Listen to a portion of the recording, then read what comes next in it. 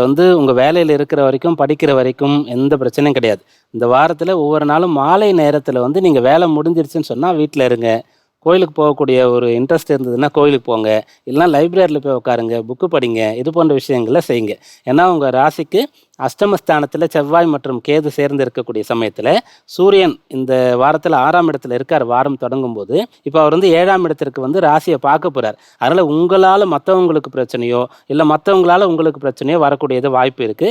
அதுவும் பருவ வயதில இருக்கக்கூடியவர்கள் வந்து எதிர்பாலினத்தவர் சம்பந்தமான பிரச்சனையில சிக்கிக் கொள்ளக்கூடிய ஒரு அம்சமானது இருக்கிறது. சுக்கிரனும் வலுத்து ஆட்சி பலத்தோடு இருக்கின்றார். அதனால இந்த வாரத்துல நீங்க உண்டு, உங்க வேலை உண்டுன்னு இருக்கணும். எப்போ வேலை முடிஞ்சுச்சோ, ஓய்வு நேரமோ, அந்த ஓய்வு நேரத்துல தான் நிறைய பேருக்கு வந்து பிரச்சனைகள் வரும். அந்த நேரத்தை பயனுள்ளதாக கழிக்கிறதுக்கு இதே சூரியனையே பயன்படுத்திக்கலாம். சூரியன் புதன் சேர்ந்து இருக்கிறாங்க. அப்போ ஏதாவது படிக்கலாம். புதுசா ஒரு கோர்ஸ்ல ஜாயின் பண்ணலாம். இப்படிப்பட்ட விஷயங்களை நீங்க செய்யணும். உங்களால மற்றவங்களுக்கும், மற்றவங்களால உங்களுக்கும் பிரச்சனை வராத அளவுக்கு நீங்க நடந்து கொண்டால் இந்த வாரத்தின் ஒவ்வொரு நாளும் உங்களுக்கு அனுகூலமா இருக்கும்.